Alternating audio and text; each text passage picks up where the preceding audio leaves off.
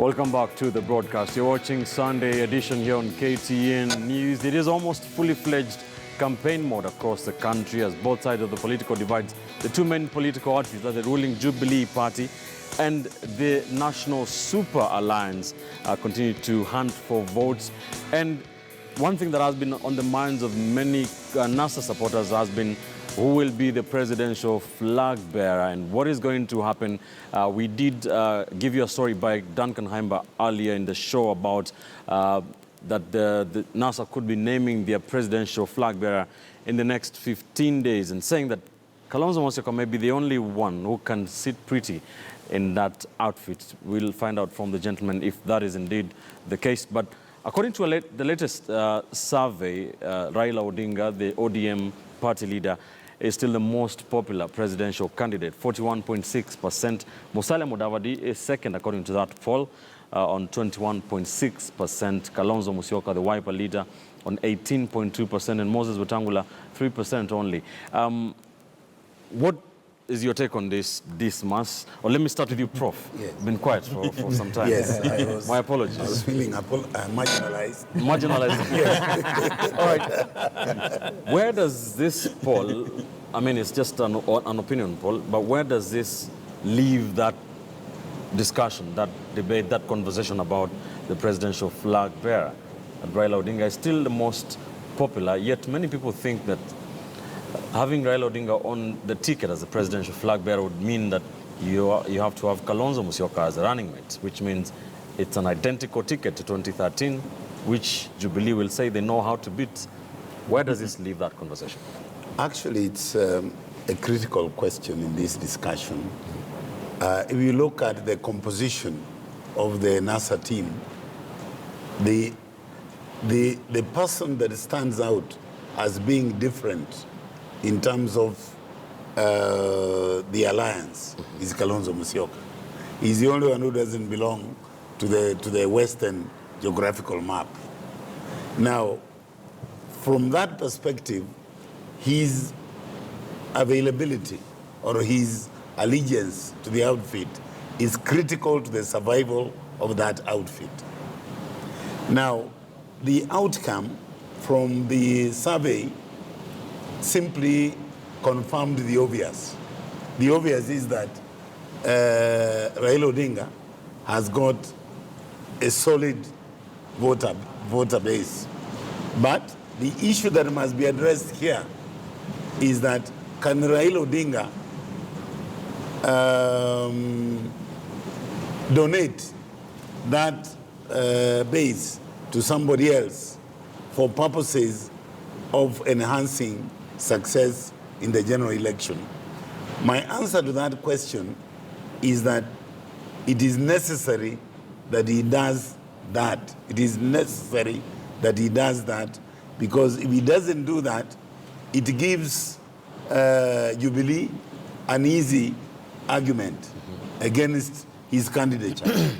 Now, secondly, the other two members who represent former Western Province, Mudavadi and Weta, together, their numbers, all right, unless they mobilize that base a lot better than they have done to date, will experience difficulty in convincing other people to come to their support in order to win an election. Three, it's quite clear that it is only Raila who has something to donate that is significant. Everybody else can stick to their guns, but that short of that donation, they don't have the leverage. All right. So the bottom line, before you ask the question, is critical. As far as I'm concerned, the softest underbelly of the NASA alliance is Kalonzo Musyoka. So, because he's got a block that he can walk away with, and there have been rumors, in the grapevine. If Kalonzo Musyoka walks away, does NASA crumble? Completely. Daktari, let me speak from Prof's point, saying that that Jubilee would say that they have a great narrative to run against Raila Odinga if he is a presidential ticket. Yet when you ask NASA supporters, they still think he is the most popular. Why is that that disconnect? You have to appreciate that Raila Odinga is energetic. Despite his age, he is the only candidate among those four who can traverse the whole country in 2 or 3 days.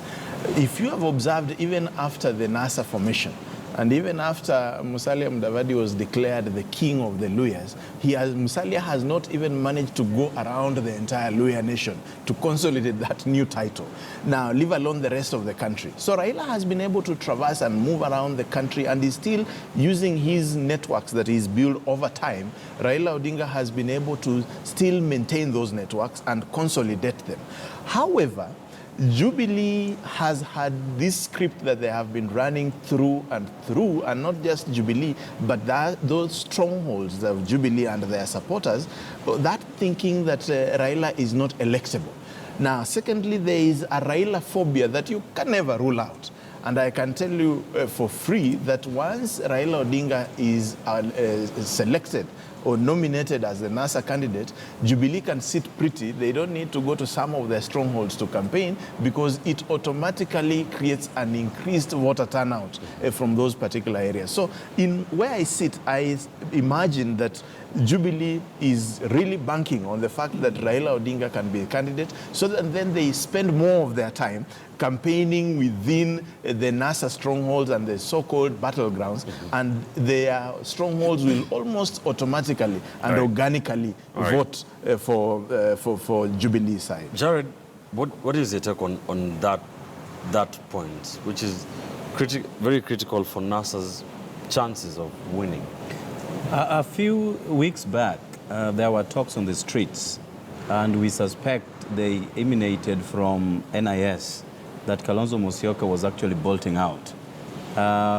When he then turned up to sign their code, the NASA code at the Okoa Kenya headquarters, I think everybody was taken aback. And a few days later, we heard that he runs a foundation that has been involved in financial probity and misappropriation. And again, that he stashes money abroad, akin to what you'd call money laundering. Of course, he gave a response, and since then we've not had that again. But then you can see how everything was choreographed around him, because they know once he leaves, it will be a Western Kenya affair, as my brother says, and then that in itself is a recipe for propaganda from the Jubilee administration. Now, Jubilee cannot contend the fact that Kalonzo is still willing, and he had made this very clear at Bomas of Kenya, that he can sacrifice one more time for the benefit of this nation. But then they can't believe it, that this is an outfit that is going to face them at the ballot. Now, another narrative that they would want us to sell, they would want to sell on the streets, is that once they have Raila Odinga, as my brother Daktari says, then they will just sit pretty. Now, even last elections are still being contested on how the 2 million votes made it to the presidential ballot, but then sidelined all the other ballots. And that is why we are insisting the register must be cleaned. Now, once the register is cleaned and 2 million votes that are still questionable can now be put into perspective, I think Jubilee is heading home. And besides that fact, so you don't subscribe to that narrative that it will be easy for Jubilee to beat Raila Well, that Odinga. is now what they would want us to believe, so that even as CORD and NASA retreats to find a presidential candidate, and of course from the figures that you have seen released by Infotrack, Raila Odinga commands 68%. But then they would want us to muzzle that information, to suppress that information and suffocate it to a level that you will then go for somebody who is not popular on the ground to give Jubilee a leverage for the elections. Fair enough. Raila Odinga, very popular among the NASA supporters, the most popular. Even Most popular, I've covered a lot of his rallies. When he rises to speak, Yeah, he can barely speak for 5 minutes as people cheer. But then again, flip the coin and the Raila phobia that Daktari spoke about here, and Dismas has spoken about it many times. Then this would mean that a very big voter turnout on the other side. When you talk about Raila phobia, I think firstly this is a creation of the opponents, and secondly a creation of the press. All right. Just last week, Raila Odinga appeared at the burial in Nyeri, Gachagwa's rally. And you saw the kind of reception he got once everybody knew he was around. And when he was asked to stand up to speak, you could see the ecstasy from people's faces and the jubilations and ululations. So here is the same guy you say that when he becomes a candidate, all of a sudden, that phobia will now be employed. I think these are just machinations and propaganda from our detractors. Right. This must... You know, there is no way Jared would speak otherwise, because he's now right in ODM, and if you're not loyal to Raila Odinga, your ticket would be I'm not ruined while talking you're about on air. psychophancy. You saw what happened in Nyeri. No, I'm making a point. When you look at Kalonzo Musyoka, there have been significant events in Cumberland the last few days. You've had Wavinya Ndeti, Charity Ngilu, and Mutua Katuku, all of them saying that all the political parties from Cumberland are going to be working with Kalonzo Musyoka. And the statements were well structured, because I saw it was a written document. They said they're going to support Kalonzo Musyoka to the hilt, whether or not is the NASA presidential candidate. So for them, they've socialized with the fact that there's a probability it may not be the candidate. And we know for a fact about opinion polls. Some opinion polls are right, some opinion polls are wrong. Some opinion polls are special purpose vehicles used for propaganda. If you go to the UK, when they were discussing Brexit, nobody knew that the vote was going to come in a particular way. Even for Donald Trump, everybody said Hillary Clinton is going to win. So these opinion polls, as a matter of fact, are actually opinion polls. But when you look at the Raila factor within NASA, the key question that the committee of 12 must look at is, can you transfer his vote to another candidate? And when you go back to 2002 during the NAC vote, at that stage when Raila Odinga said Kibaki Tosha, it was easy. Or rather, we are told by scientists that it was easy to transfer his vote because you had two Kikuyu candidates. And so people are beginning to ask, does the same situation obtain today? And then number two, you cannot run away from the Raila phobia. Even the late Wamalwa Kijana said that some people, at the mere mention of Raila Odinga, they get a running stomach, they start sweating, it's as if they're becoming sick. And Raila Odinga, the last couple of days, has gotten very good reception. You remember the funeral of John Keane, when he was given the opportunity to speak because he was in a hurry, there was a huge applause. The same thing happened in Gachagwa's funeral, and the same thing has even happened in Meru. Actually, in Meru, after he left, Kiraitu Murungi and Linturi have been making very suggestive statements, saying that right now in Meru, it's 50-50. But now the question comes about the Raila phobia, and it's a statement of fact that actually people fear him. So there's that opportunity that if you have Raila Odinga as the person who is running on this ticket, it may make people in his support base from Luo Nyanza, where Jared comes from, saying, this guy will always give him cows. He doesn't know how to take care of his boma. The cows are likely to take a run. And there is very massive propaganda by people from especially Mount Kenya who've never ever done business with Raila Odinga. They don't know whether he'll give them unlimited access to government contracts. And because they know he's unpredictable, because he uses the madman theory, you cannot predict him. So they're afraid. They don't know whether or not if he takes office, he will curtail the contracts. Those are the ones who spread fear and phobia about Raila Odinga. Is that a fact, though? It's a threat to fact. I'm trying to... Yeah, it's a threat to fact. Let me finish that, Professor. Right. Waititu a few days ago was saying that if Raila Odinga becomes president, Tanza Kutembea na Kaptula, they will start putting on shots. And you know, for the irrational voters in the village, they will be very worried. A number of them went for the funeral, not because they loved Gachagua, but they heard that Raila Odinga is coming. So they wanted to associate with the enigma. Right. That's how Musalia Mudavadi comes in. Musalia Mudavadi has got a very unique opportunity because he's got a similar style to Mwai Kibaki. Okay. It doesn't make anybody nervous. As a matter of fact, if Musalia Mudavadi is a presidential candidate today, I even suspect Gideon Moi will review his relationship with Jubilee today. He will quickly jump over because they say he doesn't hurt a fly and he gives people peace of mind. The only man who is in trouble is Wetangula, because Wetangula, for him, his options are limited. And I suspect that Jared is going to advise him to run for a parliamentary seat so that he can become a majority leader in one of those houses. All right. Prof, yes, then I come. Yes. Following those comments and the previous ones, there is a problem, actually.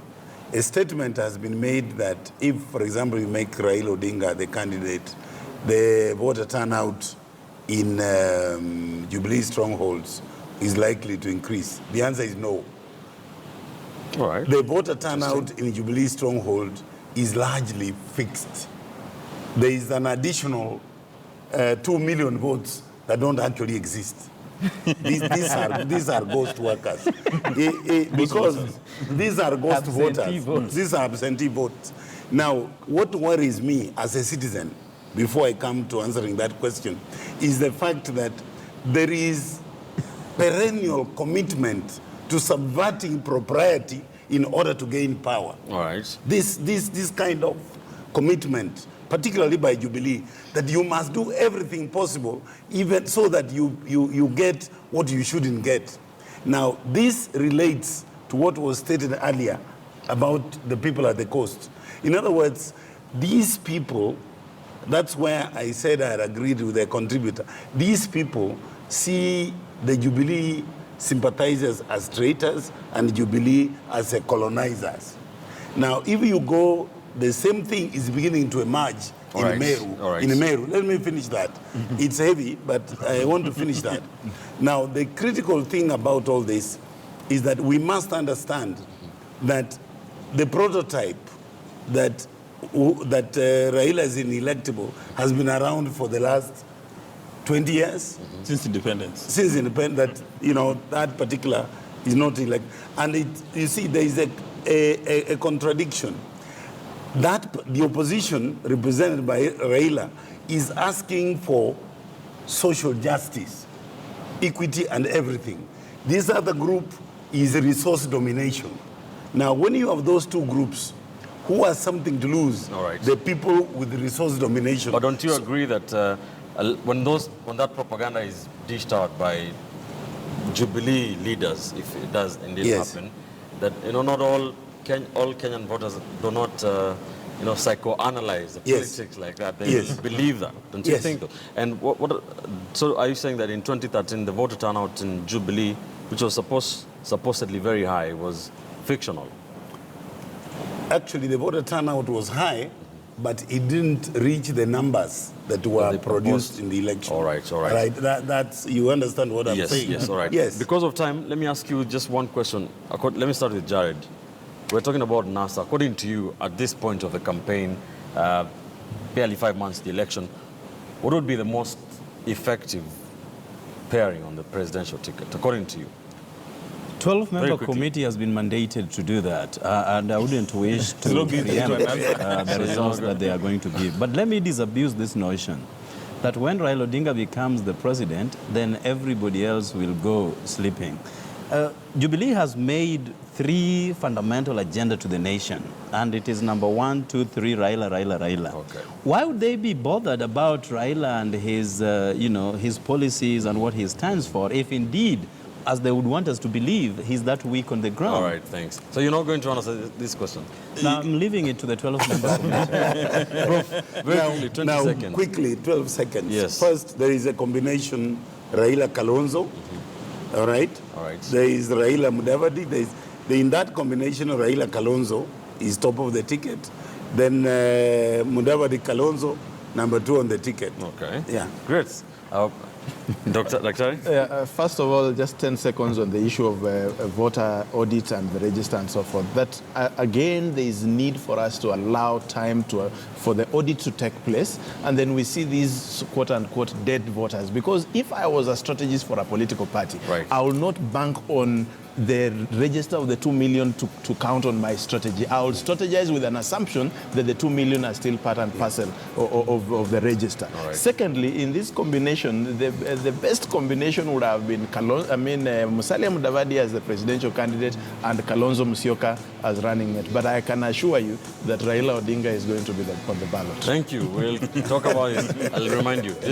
Well, there's a very high probability that you're going to have Raila Kalonzo and Musalia Kalonzo. So Kalonzo must socialize with the fact that he's going to be a running mate, and then Wetangula needs to look for another position.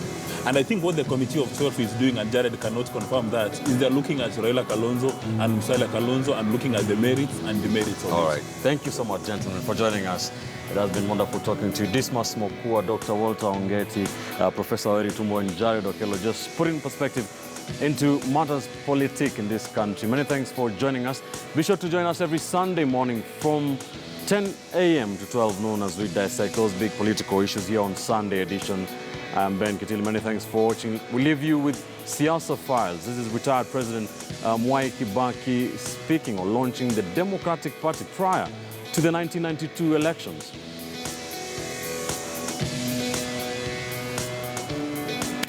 Thank you.